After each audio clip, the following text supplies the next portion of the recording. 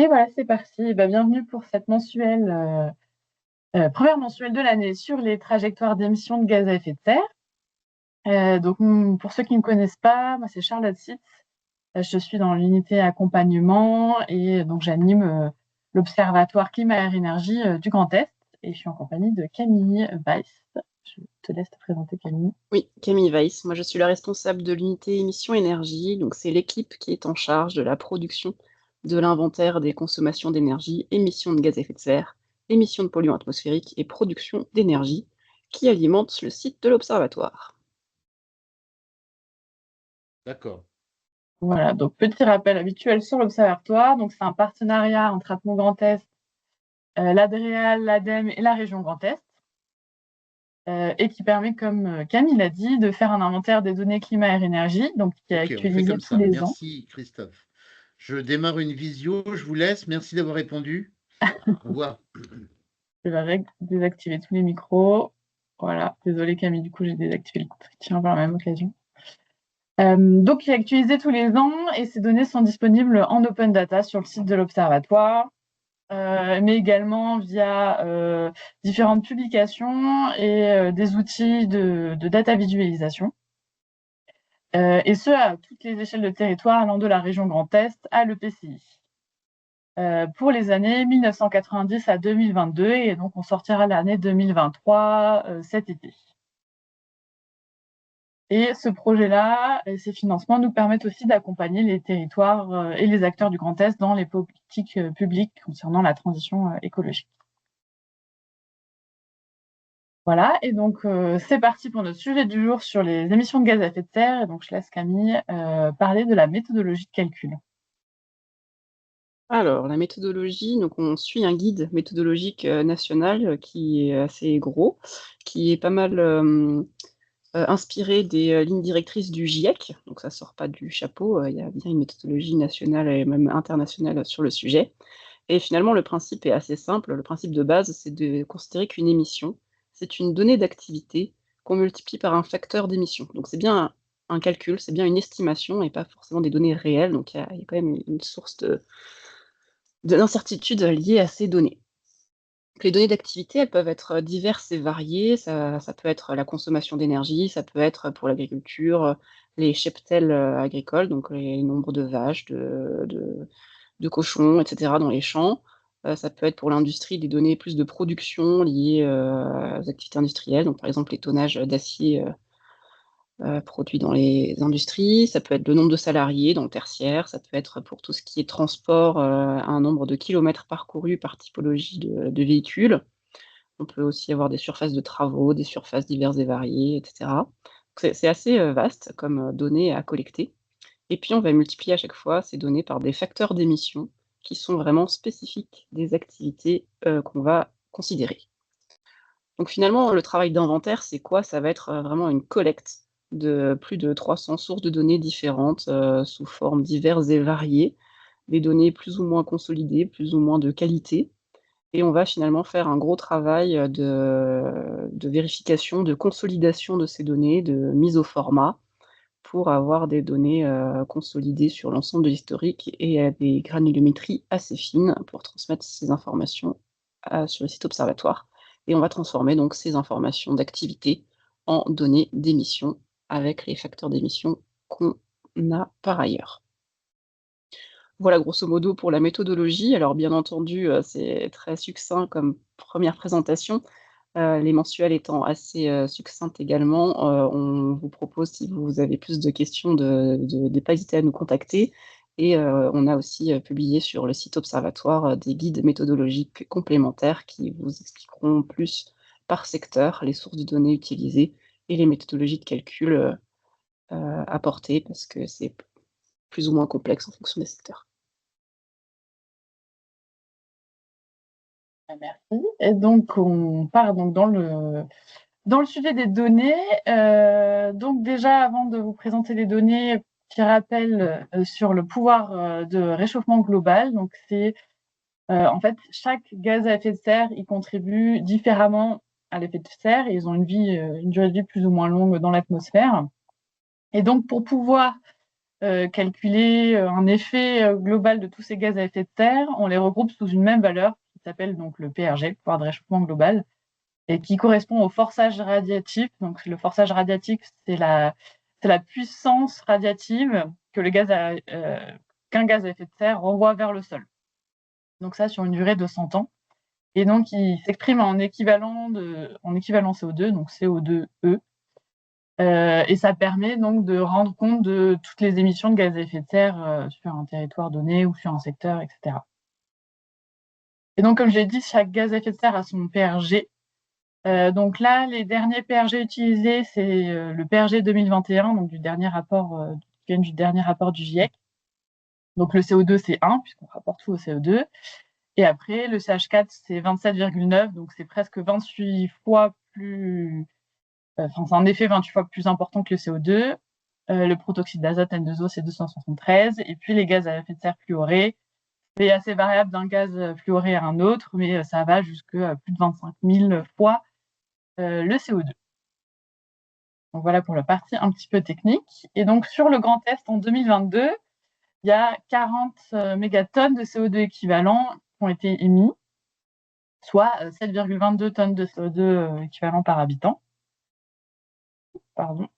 Donc au niveau des secteurs, les plus contributeurs, c'est l'industrie et les transports routiers à 29%, l'agriculture à 19%, le résidentiel 11%, tertiaire 7%, et après il y a un petit peu de déchets, de branche énergie et d'autres transports. Sur les catégories d'énergie, ces émissions de gaz à effet de serre sont assez liées à l'énergie, notamment à la consommation de produits pétroliers, 35%, et de gaz naturel, 20%, donc les énergies fossiles. On a aussi les combustibles minéraux solides à 6%. Et on a beaucoup, 30%, qui sont non liés à l'utilisation d'énergie. Donc ça va être tout ce qui est émissions de l'agriculture, liées à l'élevage notamment, mais aussi aux cultures. Ça va être toutes les émissions des procédés industriels, de la gestion des déchets. Voilà ce qui est un peu derrière ça. Et voilà. Et après, il y a d'autres catégories d'énergie, l'électricité, et puis d'autres non renouvelables, bois énergie et d'autres énergies renouvelables. Petite proportion. Et donc derrière ce PRG, il y a, comme on l'a dit, différents gaz à effet de serre qui vont intervenir différemment. Donc la contribution majoritaire au PRG total, c'est le CO2 à 71%, puis le méthane à 12%, protoxyde d'azote 9%, les CO2 indirects, on y viendra juste après, et puis les fluorés à 3%.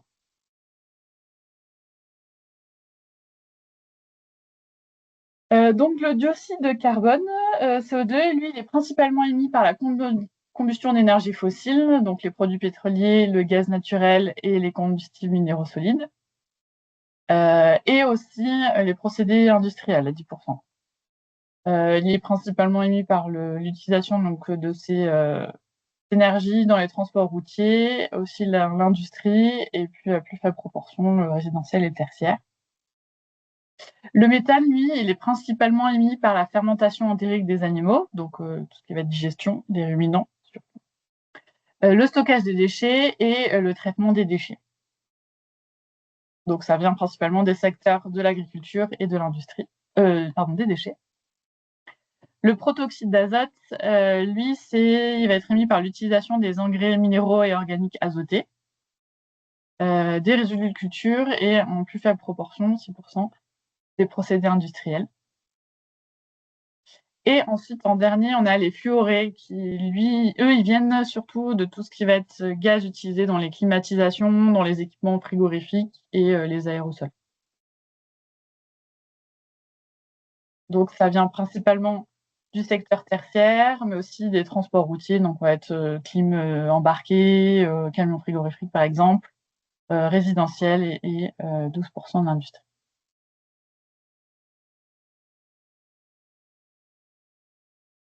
Ensuite, on trouvait ça important de vous parler du périmètre de comptabilisation des gaz à effet de serre, donc je vais passer la parole à Camille sur cette partie. Oui, alors pour vous rappeler un petit peu les différents périmètres, donc on parle souvent de scope 1, scope 2, scope 3. Donc le scope 1, ça va être vraiment tout ce qui est émissions directes, c'est une approche cadastrale où on va prendre en compte toutes les émissions qui sont liées et qui sont localisés à l'intérieur d'un territoire. Donc on prend un territoire, on prend une cloche à fromage, tu peux cliquer sur l'animation, Charlotte, et finalement on va regarder ce qu'il y a sous la cloche à fromage, qu'est-ce qui sort des cheminées qui sont présentes sur mon territoire, des pots d'échappement, etc., sur le territoire. Donc ça c'est vraiment le scope 1. Le scope 2, on va ajouter à ce scope 1 tout ce qui est émissions indirectes liées à la production d'électricité et de chaleur qui sont consommées sur les territoires. Donc les usines où les centrales de production d'énergie ne sont pas forcément présentes sur le territoire, mais peuvent être à l'extérieur. Et finalement, quand on parle de format plan climat air énergie territoriaux, PCAET, on est sur une approche scope 1, scope 2 un peu ensemble, en évitant les doubles comptes. Et après, on a tout ce qui est scope 3, autres émissions indirectes, qui va être tout ce qui est import, export, achat de biens, transport en dehors du territoire, liés aux activités, mais qui ont lieu ailleurs. Donc ça, c'est une autre approche, scope 3. Si jamais ça vous intéresse, nous nous sommes engagés dans un projet qui s'appelle Voyages. Tu peux aussi recliquer sur l'animation, Charlotte, pour traiter de cette partie scope 3. Donc n'hésitez pas à nous contacter pour en parler si votre territoire est intéressé de questionner cette approche scope 3 en complément. Voilà, et si on prend l'exemple du CO2, donc dans l'observatoire et notamment l'open data, vous avez possibilité d'extraire plusieurs types de CO2, donc le hors biomasse et indirect, donc c'est ce qu'on appelle les directs, donc c'est les émissions qui sont comptabilisées sur l'URL des émissions, donc c'est scope 1. Ensuite, on a le CO2 indirect, donc émission dite de scope 2, donc comme l'a dit Camille, associé à la consommation qui est nécessaire sur le territoire. Et donc, ils sont pris en compte dans le calcul du PRG total et du coup dans les bilans PCAET. Et ensuite, on a aussi possibilité d'extraire le CO2 issu de la biomasse qui, lui, est émis lors de la dégradation, la combustion de matière organique, donc dans le bois énergie, les déchets et les émissions du déchet organique, par exemple. Et eux, ils sont pris en hors bilan. Et ils sont pris, parce qu'ils sont pris en compte de manière indirecte dans le secteur UTCATF déjà, donc ce qui va être récolte de bois. Donc voilà pour la partie descriptive sur les gaz à effet de serre. Et donc, on va vous présenter aussi les trajectoires tendancielles. Donc, c'est bien des tendances par rapport à l'évolution sur les dernières années et pas des trajectoires prospectives.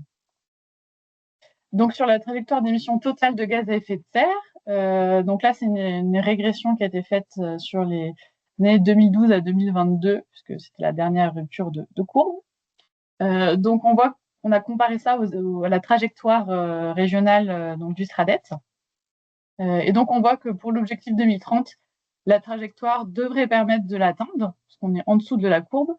Et par contre, si on continue sur cette même tendance, ce ne serait pas le cas pour l'objectif 2050. Donc voilà, des efforts seraient à faire pour réinfléchir cette courbe tendancielle et repasser en dessous de la trajectoire objective. Si on regarde par département, donc il y a deux catégories de départements par rapport à leur trajectoire gaz à effet de serre. Donc, la phrase est fausse, donc je la corrigerai pour l'envoi. Donc, il y a deux départements qui ont fortement réduit leurs émissions entre 1990 et 2010, grâce à la réduction de l'activité industrielle, principalement. Donc, c'est pour ça que ça a fortement descendu et qui se retrouve en dessous de la courbe trajectoire du SRADET. Et par contre, depuis 2010, la tendance, la baisse est beaucoup moins forte. On va dire. Donc, c'est le cas du Haut-Rhin et de la Moselle, qui sont des départements assez industriels. Et sur les 8 autres départements, donc, on a plutôt une courbe qui a augmenté entre 1990 et 2005, due à l'augmentation du trafic routier et des émissions aussi dans les secteurs résidentiels et tertiaires, qui témoignent d'une augmentation de la population en partie. Et depuis 2005, on est sur une tendance à la baisse. Voilà, donc baisse dans l'industrie également, mais aussi dans les secteurs résidentiels et tertiaires. Les courbes suivent un peu la trajectoire SRADET, même si elles sont encore au-dessus. Et pour certains départements, elles ne suivent plus la courbe trajectoire SRADET pour l'objectif 2050. Si on regarde cette fois-ci, pas au niveau territorial, mais au niveau des secteurs, donc là c'est à l'échelle Grand Est. Sur le secteur de l'industrie, hein, comme on l'a vu, la baisse elle a surtout eu lieu jusqu'en 2010. Depuis 2010, on a une trajectoire plus faible et qui reste au-dessus de la trajectoire du SRADET. Donc, on voit que des leviers devront être poussés à leur maximum au niveau de la décarbonation de l'industrie, au niveau des procédés, de la sobriété énergétique et du changement d'énergie sur ce secteur-là. Sur les transports routiers, là, on voit que depuis 2005, c'est une courbe qui tendance à une légère baisse. Et voilà, c'est en fait les progrès technologiques dans les nouveaux véhicules, le changement d'énergie, on a de plus en plus de voitures électriques dans le parc routier, par exemple, ne permettent pas encore de compenser en fait l'augmentation du nombre de véhicules et du nombre de kilomètres parcourus. Donc c'est pour ça qu'on ne baisse pas significativement. Donc là, il y a un réel effort à faire sur les modes de déplacement alternatifs, donc doux et collectifs, et sur la réduction de manière générale des déplacements pour pouvoir infléchir plus la courbe par rapport à la trajectoire cible. Sur le secteur agriculture, un peu même constat, même si depuis 2017-2018, on est sur une courbe qui a l'air d'infléchir un peu plus. On est largement dessus de la courbe trajectoire cible. Donc, comme on l'a dit, hein, au niveau de l'agriculture, c'est principalement du méthane issu du cheptel bovin et du protoxyde d'azote qui sont émis. Donc, le protoxyde d'azote qui vient des amendements azotés. Donc, ça sera un travail à faire sur ces deux aspects-là. Au niveau du cheptel bovin, par rapport à l'alimentation des bovins, la gestion des prairies, la gestion des déjections, que le cheptel n'a pas vocation à baisser. Et tout un travail aussi sur la fertilisation et une meilleure gestion. Et pour finir, sur le secteur résidentiel, là, grâce à des rénovations et des changements d'appareils de chauffage, on a quand même une baisse générale hein, de la courbe au fil des années, même si les variations que vous voyez, en fait, c'est très lié à la météo, hein, puisque forcément, dans des années plus froides, on va plus chauffer que certaines années plus chaudes. Voilà, c'est pour ça qu'on voit des variations depuis à peu près 2012-2014. Mais on est quand même sur une tendance générale à la baisse, qui s'approche de la trajectoire cible du SRADET. Même si on sait qu'il faut intensifier toutes ces rénovations et ces changements d'appareils de chauffage pour atteindre l'objectif 2050 qui, comme vous le voyez, est très ambitieux puisqu'on va réduire très fortement en s'approchant des émissions presque nulles sur ce secteur résidentiel. Voilà pour ce qu'on voulait vous présenter aujourd'hui. J'espère qu'on n'est pas allé trop vite, sinon n'hésitez pas hein, si vous avez des questions. Et donc, on vous transmettra la présentation avec les liens utiles sur les données et les publications qui pourraient vous intéresser sur ce sujet. On rajoutera aussi le lien vers les méthodos. Donc, le replay de la mensuelle sera sur la chaîne YouTube et je mettrai un petit article sur l'Intradem. Et pour le premier semestre 2025, on prévoit d'évoquer dans les mensuels les thématiques réseau de chaleur urbain, secteur des déchets, biogaz et méthanisation, et on a également dans les cartons une mensuelle sur l'approche transversale sur le bois. Voilà, alors je ne sais pas s'il y a eu des petites questions dans le chat.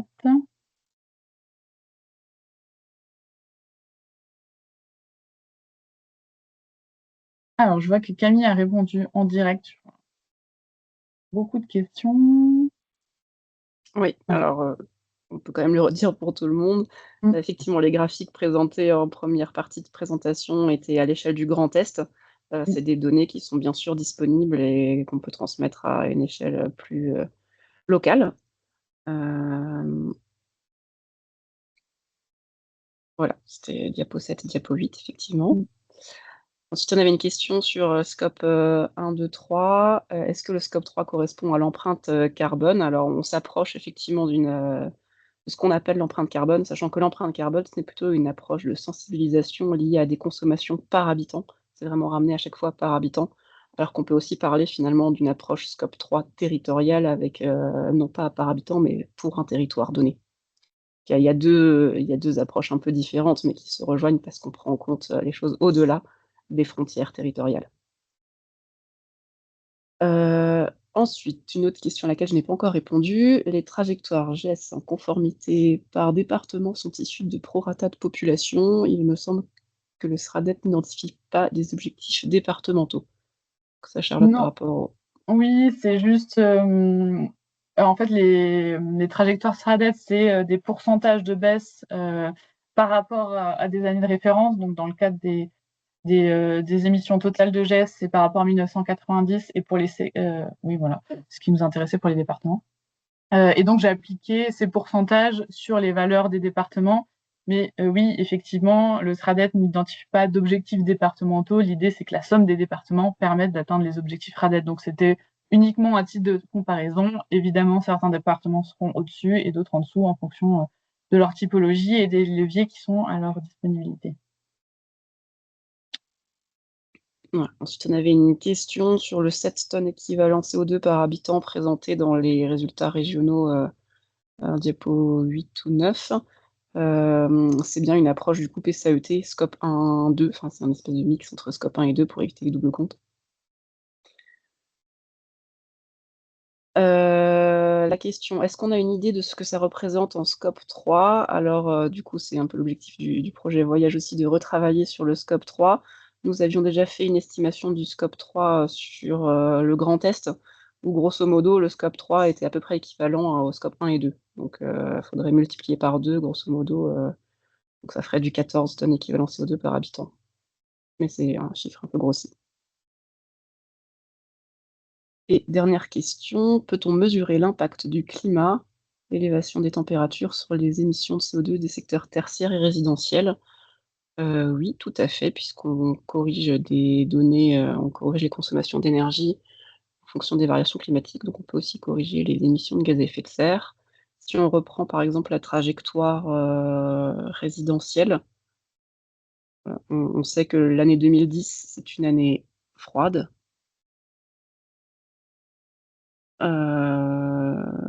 Oui, mais on pourrait transmettre aussi les trajectoires, du coup, corrigées des variations climatiques. Mm.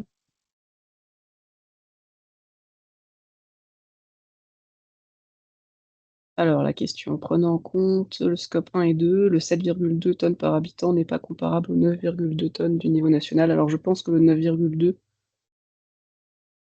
Ça doit être l'empreinte carbone, je ça pense. doit être Non. l'empreinte carbone. Tout dépend après le périmètre qui est pris en compte, hein. C'est toujours assez problématique quand on commence à parler de scope 3, où est-ce qu'on s'arrête? Et pour pouvoir comparer les territoires entre eux, du coup, c'est plus compliqué. Et dernière question, est-ce que le retournement des prairies est pris en compte dans les émissions liées à l'agriculture? Quelle est son incidence? Pour moi, il est pris en compte dans le secteur UTSC-ATF, dans le changement d'affectation des sols. Alors oui, je suis pas sûre de comprendre ce que ça veut dire retournement des prairies. Est-ce que c'est le travail du sol et du coup, une prairie qui reste prairie? Dans ce cas, c'est pas forcément de la séquestration carbone dans le secteur UTS-ATF, mais c'est plutôt lié au travail du sol. Et là, on va avoir des émissions de particules surtout et les émissions de... Non, je pense que c'est l'utilisation de surfaces historiquement prairiales en culture. Parce que c'est ça qui Non, donc au changement d'affectation des Mm. sols, effectivement pris en compte dans le secteur UTC-ATF.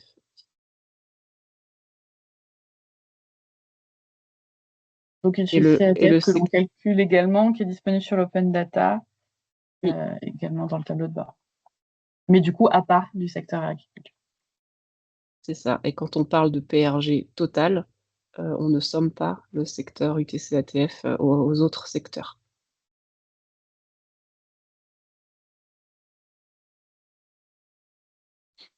Ce qui aggrave encore le bilan de l'agriculture. Le changement d'utilisation des sols, c'est vraiment peanuts quand on regarde le total des émissions de gaz à effet de serre du secteur utilisation des terres, changement d'affectation et foresterie. C'est surtout la partie foresterie qui représente la majorité.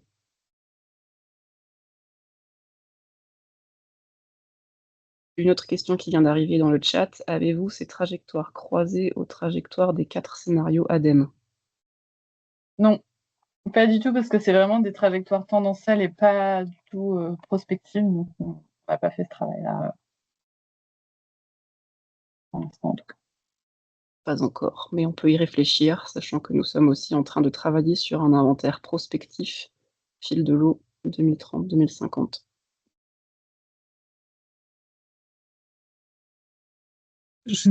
Bonjour à tous. Je me permets peut-être de compléter là-dessus. Si l'ADEME n'est pas là au niveau national, ils ont créé un outil là-dessus, mais je ne sais pas s'il est déjà diffusé. En tout cas, il y a des histoires de trajectoires de référence, SNBC, etc. Enfin voilà, peut-être pas les 4 scénarios prospectifs, mais en tout cas, peut-être regarder du côté de l'ADEME.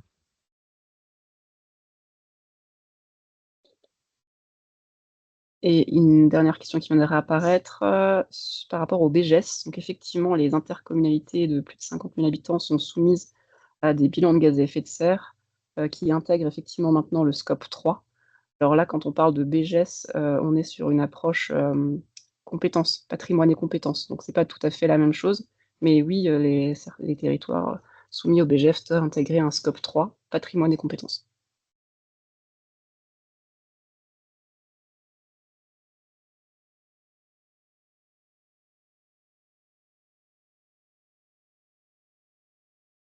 Bon, et ben on arrive à 12h30 et je crois qu'on a fini le tour des questions. En tout cas, si vous en avez d'autres qui vous viennent, n'hésitez pas à nous contacter. Et puis, je vous souhaite à tous un bon appétit et une bonne journée. Et une très bonne année 2025. Et une très bonne année. Merci à vous également. Merci, bon appétit, bonne année, Merci, bonne journée.